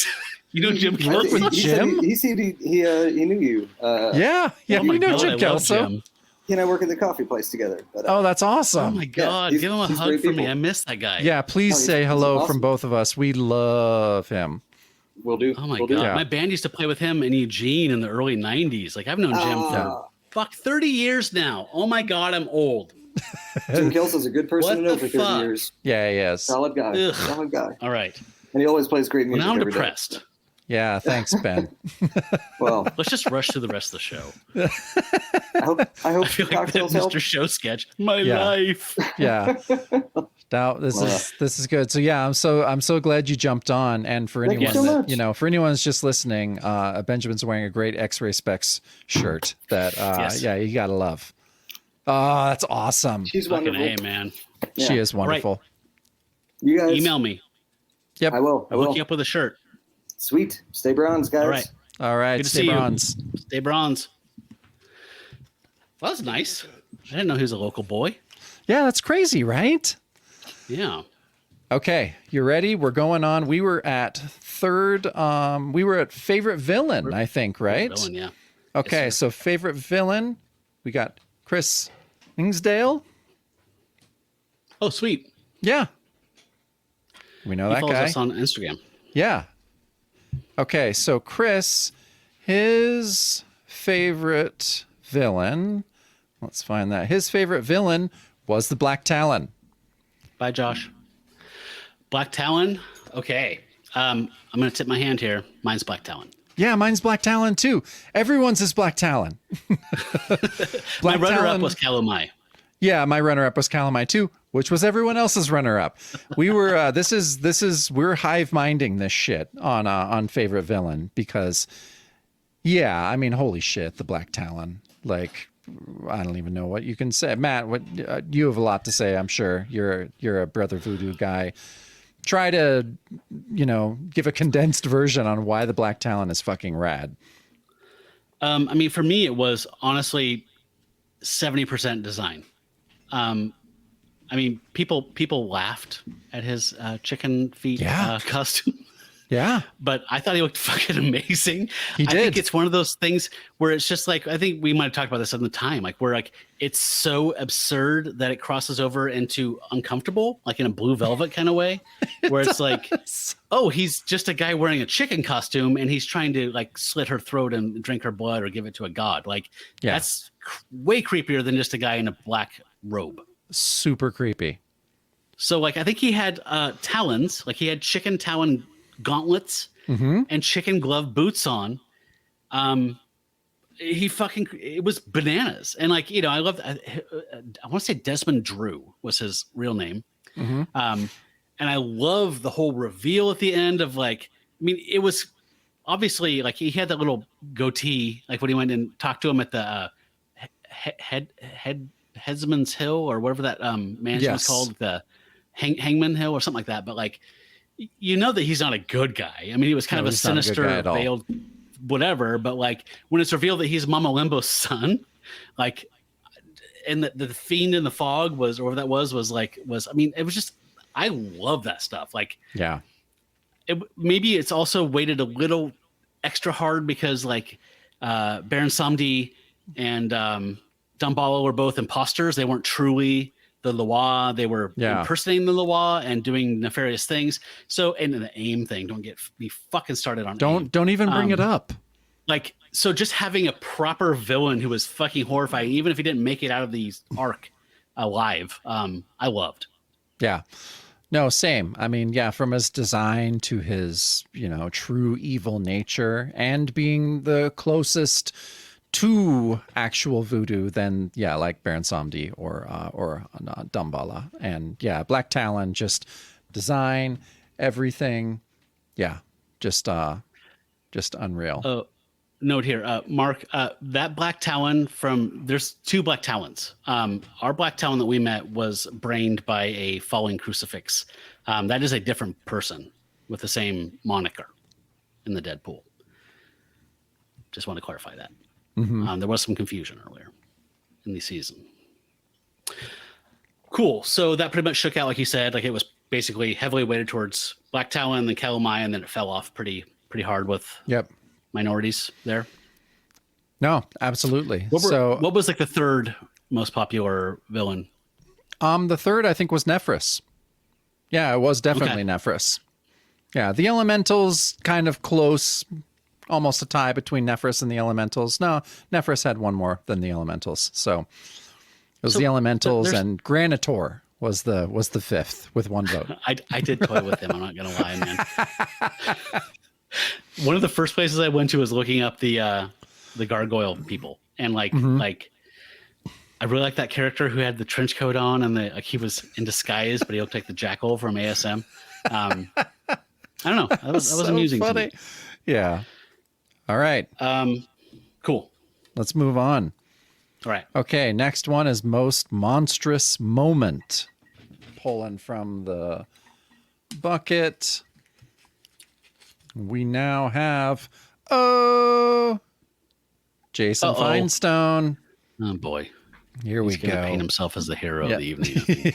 He is. He's the hero in our minds. Okay, let's see. He is my hero, actually. So, okay. I love it. We go to the very bottom of the list because Jason was the very last one to vote. Thank God.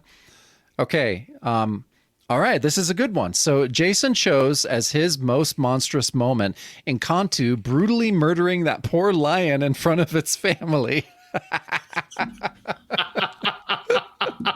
It's like a reverse Disney moment. It is. Oh man, so funny. Yeah, you're right. That was a brutal moment. That was also very funny to look back at it like that. Okay, that's great. Okay, Matt, what's yours? I think I'm the only person that chose this, so I was kind of pleased with myself once I looked at the data. Brother Voodoo beats cult members to death with a flail made of broken cross and shackles. Oh, yeah, you are the only one that voted that. Tales of the Zombie #6. That is a goddamn good monstrous moment, though. I have to agree with you. Yes, if you folks forgot, that is when he is tied to an inverted crucifix when he's supposed to be watching, what was Laura Lee? Yeah, he was supposed to be watching Laura Lee Tate, yeah. being sacrificed, and he manages to break free. He breaks off the ends of the cross and is wielding them like kung fu weapons and just braining cult members. That will never leave my mind. That was the fucking cool. I mean, I had some other stuff. Okay, I'll tell you my runners up. The golem speaks.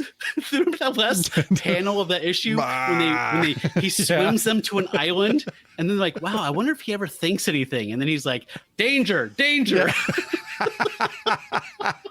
That was my second one, and my third one was Encanto takes a break in Central Park. Oh yeah, well that was my number 2 for sure.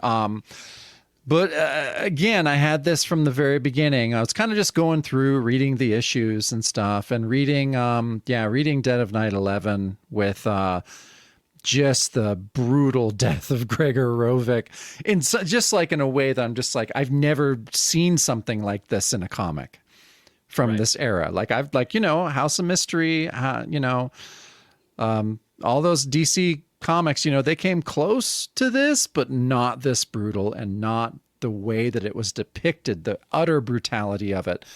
And lots of other people chose that. Oh God, yes. Do the stats, because that one was like the overwhelming favorite moment, wasn't it? Yeah, I mean, that's one we don't have our graph on, but I would say at least half. I'd say it's about 50% of the votes went for, like who said, Scarecrow's Evil Dead tree moment, which I think is what Russ called it. Yes, Russ nailed it. Infamous moment in horror history. I mean, what was Evil Dead, 1980, 1981? People still talk about that scene. It was so disturbing. They remade it in the sequel remake. It's tree fuck ups are fucking weird. Yeah, they're super weird. I do love that. Pat Zvek just said Encanto teleports to space. I was like, yeah. That was in my top 3 actually. For me, it wasn't in my top 3, but that was a moment that I definitely considered. Like for me, that was when I realized, like, okay, Gerber's off the book. This is gonna suck. All honesty, you and I were not super hot on Isabella at the time. No, we he weren't. was the writer who immediately took up the reins, and to have him teleport, fight mudmen on a tiny planetoid, like I was like, holy shit, we might be in okay hands here. Yeah, and he wrote the Central Park thing, right? Isn't the Hamlet moment Isabella? I thought so. Yeah, I think it is. So I don't know. We'll check on that. That was a great moment. Yeah, it was a great call, Pat. Yeah. All right. Yeah. Okay. So this is our final one. Oh yeah. Okay. This is our final one. All right. This is for favorite cover. Okay. Grab 2. All right. And for our favorite cover, name we drew was Jesse McFerrin. Jesse McFerrin. We say there's a Star God there. That's a Star God there. We say his name every week. Okay. So let's go to, let's see, Jesse McFerrin is 21. Okay, I'm going to pull this into the stage here so we can pull this up. Okay. What is it? Jesse McFerrin, Strange Tales, number 169. Okay, that's an easy one to get to. Yeah. Ooh. Whoops. Doot. Yeah. Oh, wow. Yeah, that's classic, man. Yeah, that is as classic as it gets. So this is the introduction of the character. Correct me if I'm wrong, Jacob. Romita created the visual look of this character entirely, right? Correct. With Roy or with Lynn? I thought with Lynn. I forgot. Okay. So this is Romita pencils and inks. Highly iconic in my opinion. Great fucking scene, the airport tarmac scene. So good. Remember how confused we were, how tickled we were, 2 issues later when this actually circles back around, and the first 2 issues were a protracted origin story, and then when they finally go back and explain what the fuck was going on, that was very postmodern for me. It was a comic book. It was very cool. Great choice, man. Yeah, that's an awesome choice. Okay. Got that you down, ready for Matt. Mine, or? Yeah, give it to me. Okay, so mine is this feller right. This is unusual. This one, Frank Brunner, Interesting. Supernatural Thrillers 11. I think one other person chose this.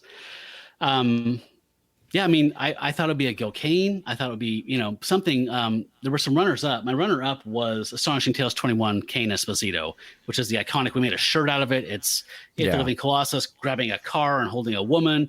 It's fucking amazing. It's totally iconic of that era. Like, if you're talking about Bronze Age monster books, that cover has to be in there. However, I felt that this cover, and we talked about this on this episode, but this is so dynamic. The flames are leaping and alive. The light sourcing on the characters. Kane had been drawing stock mummy horror covers for pretty much, they were adding word balloons to try and make it tie into the issue, but these were all seemingly just out of a drawer. But this one actually did tie in, I think, to the issue. And the shading on the mummy and the detail on the bandages, I can't get over it. It's literally the first thing I thought of after Astonishing Tales 21. This one won to me, though. You're making a really good case for that, and I didn't really think too much about that one. I was distracted by the shiny things of Astonishing Tales 21 and of Supernatural Thrillers 9, which is another one that I was really, really attached to. But for me, and I know it's maybe not the best cover, but there was something about it. And I'm going to go Dead of Night 11, the intro of the Scarecrow. And this is, it's Gil Kane and Wrightson. And I know it's maybe not like you would look at that and you'd just be like, well, that can't be the best cover. But there's something about it. There's something just about the physicality and the tongue, the bright red tongue sticking out. It's just kind of horrifying. And just, I love how there's too many words, but the perfect amount of words, and just the layout, the font on Scarecrow, just everything about this. I kept going back, I'd just be like, oh, maybe this, but nope. Dead of Night 11 for me all the way. It was my third choice. I'm not gonna lie. Yeah. Wrightson doing inks on top of Gil Kane. I mean, come on. Yeah. It's fucking gorgeous. Yeah, it is. MJ is correct. That Living Mummy cover is a cracker. It is a cracker. It is. Yep. Supernatural. Jackson might have corrected me there. The introspection issue was Gerber. Thank you, Jackson. Yeah, that makes perfect sense. That makes more sense. Yeah, it does. But it was the next issue. That's right. That issue ended with him walking in the alley and going zoop. Then he zoops out. And then it's Isabella from that point on, right? Okay. Yeah. Thank you, Jackson. Appreciate that. Cool. Yeah, Dead of Night 11 is fucking awesome. In a perfect world, that would have become Scarecrow's book, and he would have had that for another year. Yeah, that I great my brothers. That great porthole, that great font, fucking awesome. Yeah. But what are you gonna do? What are you gonna do?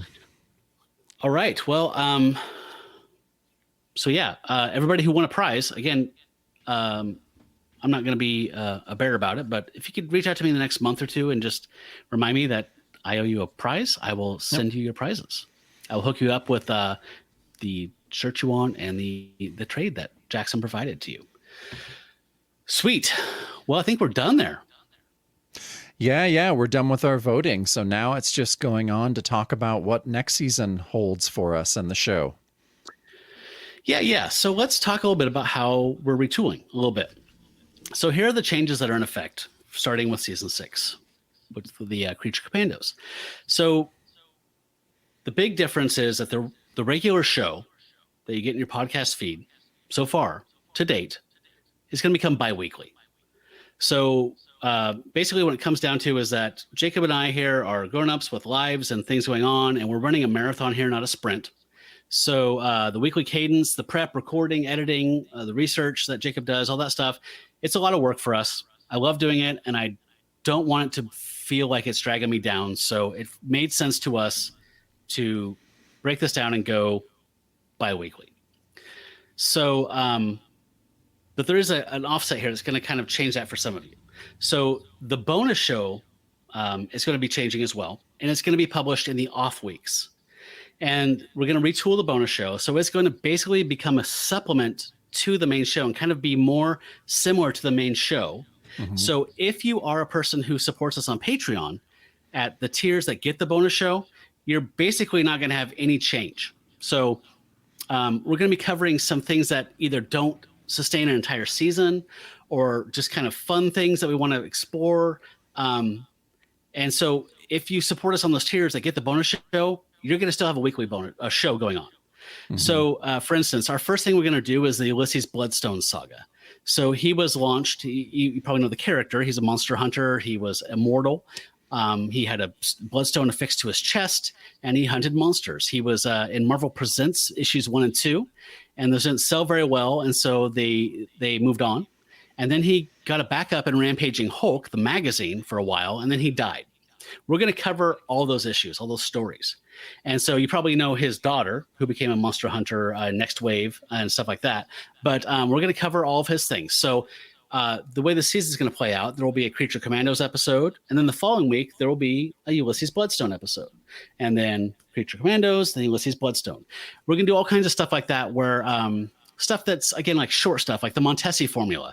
We've always wanted to talk about that Tomb of Dracula, Doctor Strange story. It's like 6 issues. So that will be what the bonus show is for, a couple months, essentially.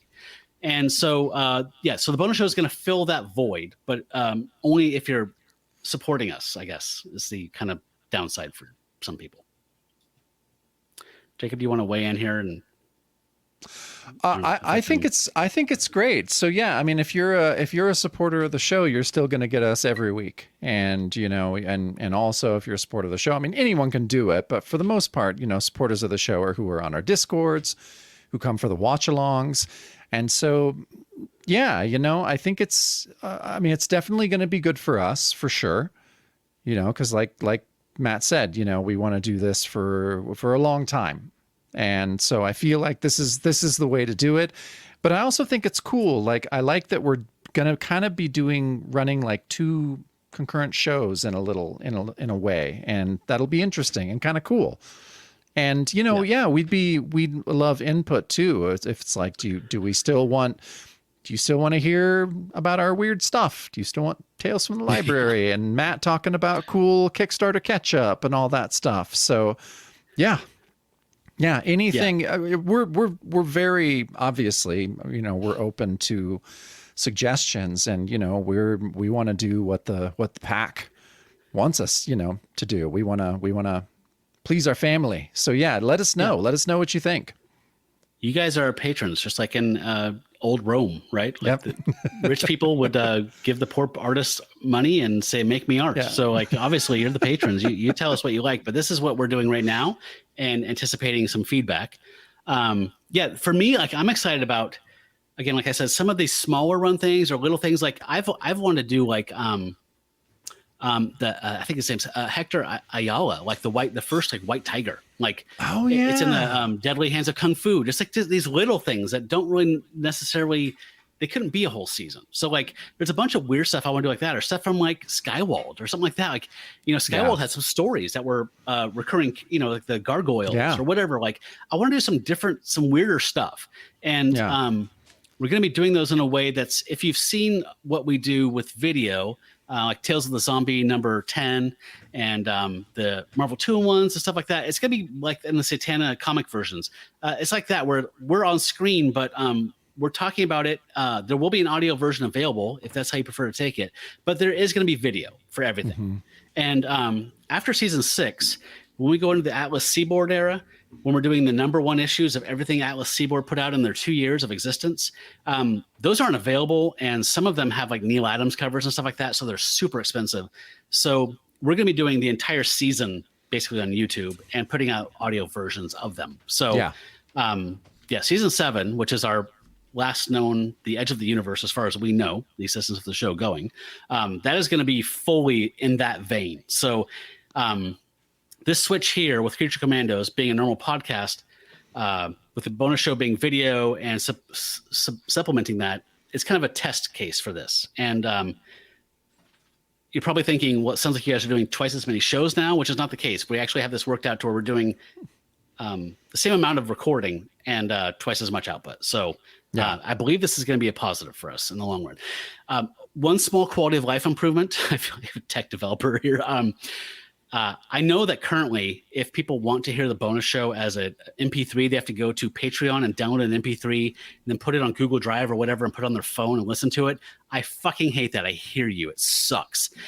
There is a way to get a secret RFF feed thing and add it to your podcast app, and it'll automatically download the bonus episodes as audio. I am implementing that for the next season. So you won't have to go and do those 3 extra steps to hear the bonus show as audio if that's how you take the show. That's getting out of the mix. It will be in your podcast feed on your podcast app of preference. So a quality of life improvement there, which I think is a pretty big one for a lot of people. Yeah, absolutely.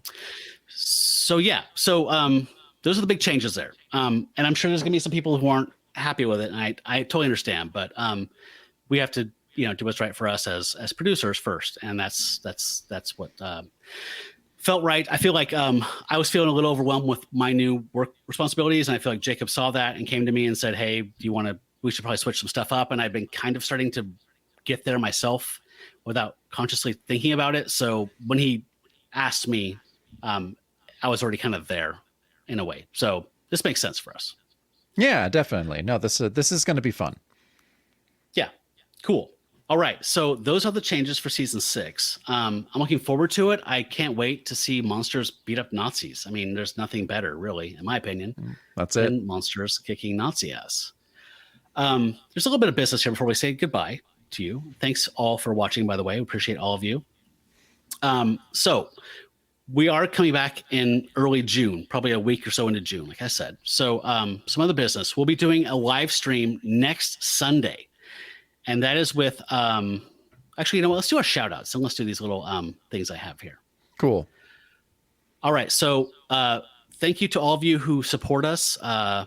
You know who you are. We love you. You're like family to us. So thanks so much to Benjamin Potter. Blake, last name withheld. Brad Elmore. Brian Steed. Brian from Marvel by the Month. Brink. Caleb. Dave Kennedy. David D. David Goodwin. Glenn Lash. Jared from Swords and Scrolls podcast. Jason Finestone, the hero of the hour, apparently. Johnny Turner. Justin the Owl. Letty, so good to see you tonight, Letty. Mm-hmm. Matt Harvey, thank you for your ballot, Matt. Michelle from Moonlit Comics. Pat Svek. Rob from Marvel by the Month. Russ from Taste the Pot of Dracula, and we're going to be talking about him in a moment. Steve Lacey. Tony Iupi. Tim Tucker. And Worm Drive Pro. Thank you so much for being PAC members. We appreciate you so much. And there's a tier above that, though. Oh. That's folks like Michael Giacchino. Eric Hadley. Jesse McFerrin. Josh Link. Catherine Neff. MJ. Thanks for joining us, MJ. I know it's fucking late as hell there. Yeah. Landon. Oh, sorry. Landon. Mark Nivens. John Walsh. Melissa Watts. Ryan from Across the Bifrost, a Mighty Thor podcast. Ben M. And Jackson T. Overstreet, our Uber patron currently. Lift a glass to Daddy all of Jackson. you star gods. Yeah, Daddy Jackson. Yes. So, as I was saying, we have something going with Russ and Justin the Owl on the 19th, which is next Sunday at 9 p.m. Eastern time and 6 p.m. our time Pacific. We're doing a shared stream where we're talking about Incredible Hulk 244, where we see the ultimate end of It, the Living Colossus. So that big stone figure had been sitting on a shelf for a while, and somebody decided, let's dust this thing off and destroy it. And we're excited to see that. So we're going to be doing a shared stream. It's kind of a team up of sorts between these two podcasts, Gamma Charge and Bronze Age Monsters. And we are raising money for the Hero Initiative. Do you want to explain what that is, Jacob, briefly? Yeah, so I mean, the Hero Initiative, I forget who actually started that. It's been around for a lot longer than you'd think. And yeah, I mean, it helps out, older writers and creators, I think, with all sorts of costs, really just, I think it's, legal and helping. medical are the ones. Legal and medical are probably the biggest ones. Yeah. But it's an amazing foundation, and they do amazing work, and they've really helped out a lot of creators that all of us really love. And so it's an amazing charity. So I'm glad. I hope everyone could come on and give a little bit. Yeah. So while we do the stream, we're going to be doing it like we do the other video things. So like it'll be the four of us on screen in little boxes and the art displayed as we go through the issue and talk about it and chat. And there will be a little overlay of the QR code. So if at any point you feel like scanning that and donating $1 or $2 or $5 or whatever to this cause, it's a great charity. It's completely legit. They're awesome. They help people who live their entire lives as artists and writers, writing for the big two who had no health insurance, and they're in ill health now and they need help. It helps people who are being sued for challenging the big two, like saying, I did all this stuff and you fucked me out of a bunch of money, and they need a lawyer to help them prove that. It's all that kind of stuff. So it's so much us, I think, in our hearts. So please join us on May 19th. That'll be on our YouTube channel. I think we're hosting that one. So it'll be a crossover with those other two guys, and we're super stoked. I can't wait to do it. Yeah, it's going to be a blast. So definitely check that out when it airs. Right on. Cool. And then I guess the other thing is, like, speaking of Russ, he's a very busy man. He is. Dynamite Entertainment, that imprint. They recently launched a Space Ghost comic written by David Pepos with art by Jonathan Lau. And our friend Russ is hosting an official podcast that goes along like a companion piece for that new Space Ghost comic book. And the first episode has come out in the issue. And I haven't had a chance to read or listen to it yet. So Russ hooked us up with that, but I haven't done it yet. My apologies. I haven't either. I'm sure it's going to be great. I did check out some interviews with that writer. He seems awesome. The art's amazing. So, and we know Russ is solid. So I'm sure it's good. So please check that out in the month before we come back. Check out, it's called Ghost Stories with David Pepos. Pepose. So check that out. And also, you might have seen in the feed that we did push our friend Jared Savidis's new podcast, Swords and Scrolls. Please check that out. It's super fun. It's a show where he talks about heroic fantasy comics and other stuff from the 70s and 80s. He has different guests on and talks about different things. He's currently loincloth deep and Thongor, the warrior of Lost Lemuria. Our friend Jason Farrell was just on the most recent episode. I've been reading along in my my bound comic. It's got Val Mayrick art in it. So I mean, you can't go cameras. That's just showing off. That's just showing off. Val Mayrick, Petra Goldberg colors. Good stuff. So check that out. It's a great show. And you like sword and sandal stuff, like sword and sorcery stuff. I mean, everybody's cool. Yeah, everybody loves it. Yeah. So I think that's it. I think that's our business. We're going to be back, in, like I said, just about a month's time, and talking about Frankenstein's and vampires and werewolves and gorgons fighting hit horses. So I can't find a downside to this. Nope, it's all ups. Sweet. All right. Well, Jacob, I think this was a good one. Yeah, super fun talking to some of our friends, huh? Yeah, that was great. I was glad. Too. Yeah, perfect timing. Yeah, I know. My drink's totally gone. Wait, no. Twin Peaks. Yep. Oh shit. All right. There we go. All right. If you want a prize, again, email bronzeagemonsters@gmail.com. All right. Do the connection. Let's get it done. Otherwise, we'll see you soon. And I did not mention this, but we're going to release the first couple bonus episodes in the public so that people kind of, there's no jarring disconnect of the weekly thing. And then we're just going to kind of slowly, start cutting the heroin. And then it's like, wait a minute, I'm not getting as high anymore. And it's like, yeah, here's the thing. That's baby laxative. Yeah, we cut. Oh, that's. Can we just say that's a Twin Peaks reference as well? Dead Dog Farm, everyone. Dead Dog Farm. Dead Dog Farm. Mm-hmm. There we go. So, thank you guys so much for hopping on, being brave enough to take a test of a bunch of obscure horse shit that I made, and just being the best, awesome fucking fan base in the world. We love you guys. You guys are all family to us, and we appreciate everything you do. And we love that you check in with us all the time and are so supportive. So thank you. Absolutely. Yeah. This is great. This is the best online family ever. Goddamn right. All right. Well, until we see you in season 6, stay bronze, Pony Boy. Stay bronze.